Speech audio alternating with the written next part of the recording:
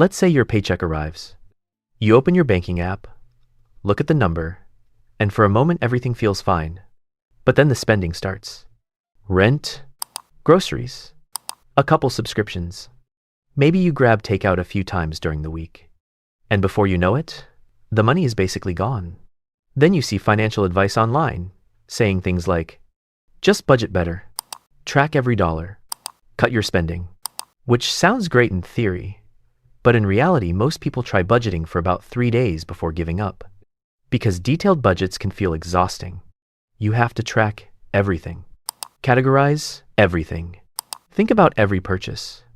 And honestly, most people don't have the patience for that. So I started wondering, is there a simpler system that actually works? That's when I decided to test something called the 50-30-20 rule for 30 days. And the results were, honestly, pretty surprising. My name is Jack. If you're someone who feels like budgeting never works for you or your money just disappears every month, make sure to hit the subscribe button and give this video a thumbs up if this helps you out. Alright, first, let's talk about what the 50-30-20 rule actually is.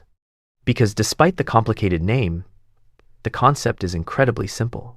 Your income gets divided into 3 categories. 50% for needs, 30% for wants, 20% for saving and investing. That's it. No complicated spreadsheets. No tracking 40 different expense categories. Just 3 buckets. Now here's the idea behind it.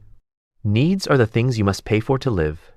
Rent or mortgage, utilities, groceries, transportation, insurance. Then you have wants, restaurants, entertainment, shopping, travel. Basically the things that make life enjoyable but aren't essential. And finally, the last 20% goes towards saving, investing, or paying down debt. Now, before I tried this system, I was skeptical. Because financial advice online tends to sound great, but often falls apart in real life. But I wanted to test it honestly. So let's walk through the numbers. Imagine someone earns $4,000 per month after taxes. Using the 50-30-20 rule, the budget would look like this. $2,000 for needs, $1,200 for wants, $800 for saving and investing. Simple, clear, no guesswork. Now here's the thing.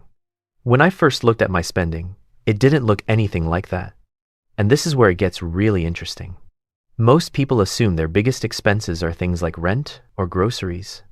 But research from the Bureau of Labor Statistics shows that discretionary spending, things like dining out, subscriptions, and entertainment, can quietly take up a huge portion of income. And the problem is, those expenses feel small individually, but together they add up quickly. For example, $15 lunch here, $20 subscription there, $30 dinner delivery. Do that several times a week, and suddenly you're spending hundreds of dollars without noticing.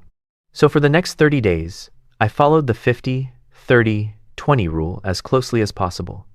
And here's what happened. The first thing I noticed was awareness. Not strict budgeting, just awareness. Because once you know you have a fixed amount for wants, your brain naturally starts prioritizing. Instead of mindlessly spending, you start asking simple questions like, do I actually want this more than something else later this week? And that small shift changes behavior dramatically.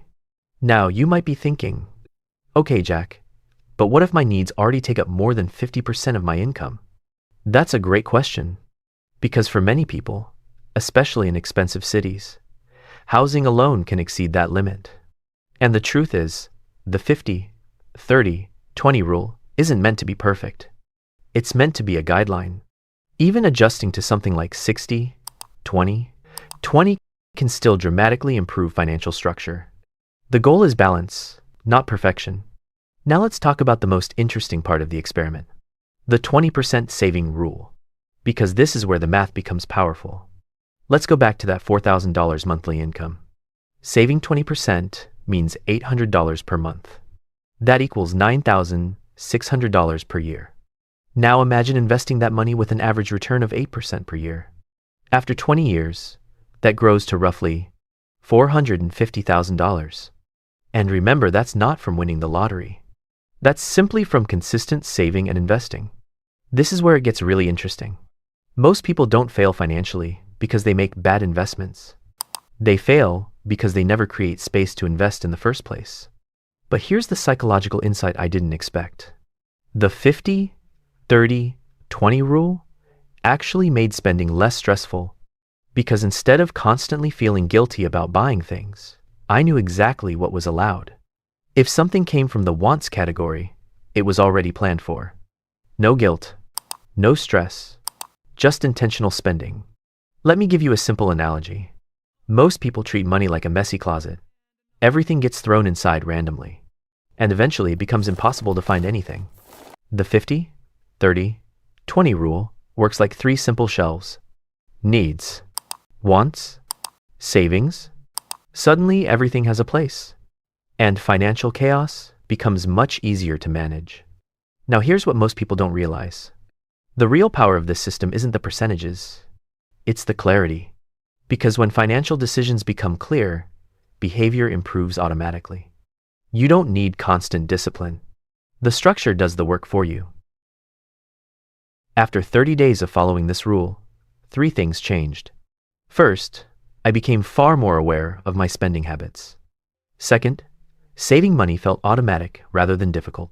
And third, financial decisions became significantly less stressful, which, honestly, might be the most valuable benefit of all.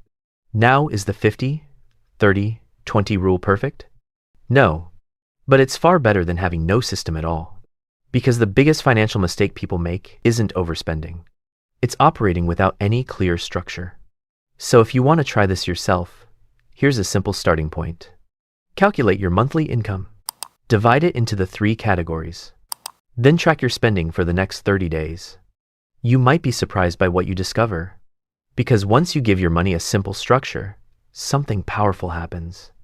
You stop wondering where your money went, and you start deciding exactly where it should go. If you found this experiment interesting, make sure to hit subscribe. And I'm curious about something. Do you currently follow any budgeting system? Or do you mostly just spend and hope it works out? Let me know in the comments. Because sometimes improving your finances doesn't require complicated strategies. Sometimes it just requires one simple rule applied consistently. Before you go, if you're serious about improving your finances, don't stop here. Watch a few more videos on Jack Explains Money, because one small financial lesson can completely change the way you save, spend, and invest. Your future self will thank you.